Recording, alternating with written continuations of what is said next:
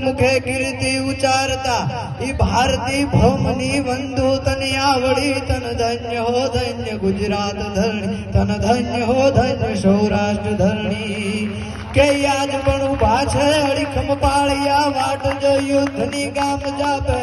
हे शक्ति दातार ने सूर संतो धणी भजे इतिहास अद्भुत करणी ई भारती भौमनी बंधु तन आवड़ी तन धन्य हो धन्य सौराष्ट्र धरणी तन धन्य हो धन्य गुजरात धरणी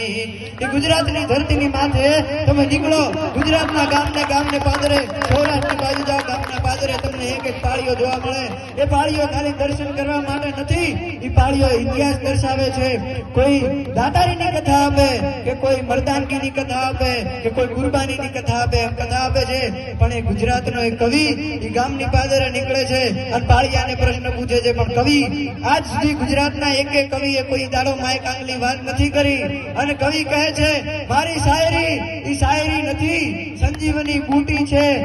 घायल के मृत्युना बळमांथी हाथ हेठा करी सकूं छुं हूँ शायर छुं हूँ पाळियाने बैठा करी सकूं छुं हूँ शायर छुं हूँ पाळियाने बैठा करी सकूं छुं अने एक कवि पाळियाने प्रश्न पूछे कहे छे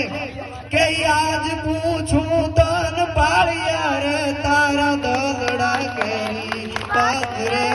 तारा रुदिया केरी वा के आज पूछूं तन पाळिया रे तारा रुदिया केरी વાત રે તારા દલડા કેરી વાત પાદર માં તું કેમ ખોડાણો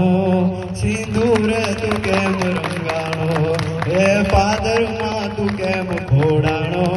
સિંદૂર તું કેમ રંગાણો કવિ પાળિયાને પ્રશ્ન પૂછે એ પહેલા તો મારે એક વાત કહેવી કે જ્યારે ગામની માલીબા ધીંગાણાનો ઢોલ વાગે રીડબાગ ધીજાંગ રીડબાગ ધીજાંગ રીડબાગ ધીજાંગ ધીંગાણાનો ઢોલ વાગવા માંડે અને યુવાનોની બનીઓ થરક થરક तांबा जेवी आंखो थई जाए त्र्यंबेल तांबा जेवी नहीं पण एथी आगळ वर्णन करવું હોય તો એક એક આંખ માં આડો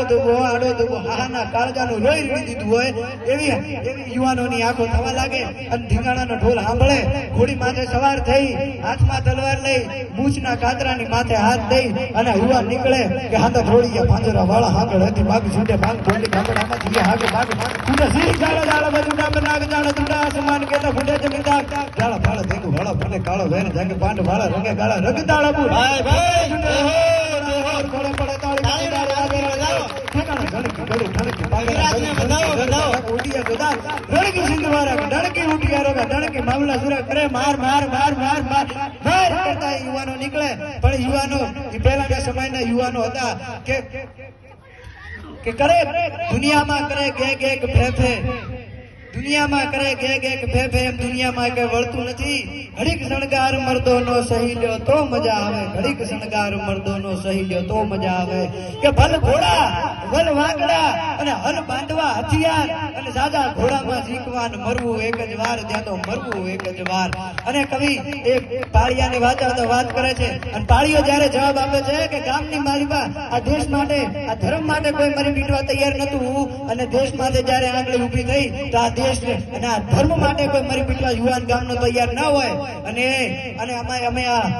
પાળિયાની અંદર જીવન જીવી રહ્યા છે અને ક્યારે અમારી દેશને જરૂર પડે એટલે પાળિયા અમે કવિ આ ગામની પાદર એટલા માટે ખોડાણા છીએ કે વાર ચડી જતી ગામની માથે ને ભૂગિયા વાગે ઢોલ રે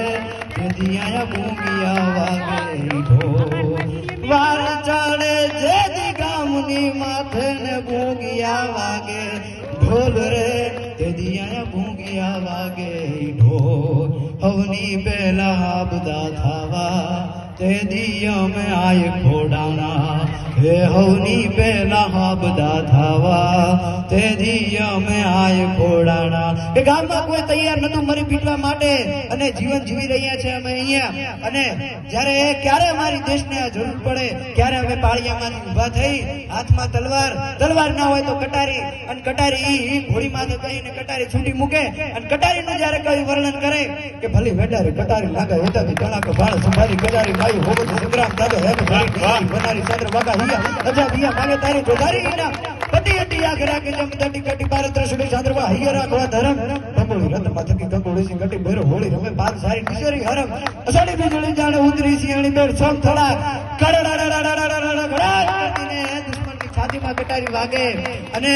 આગળ પાળીઓ કહે છે બસ હવે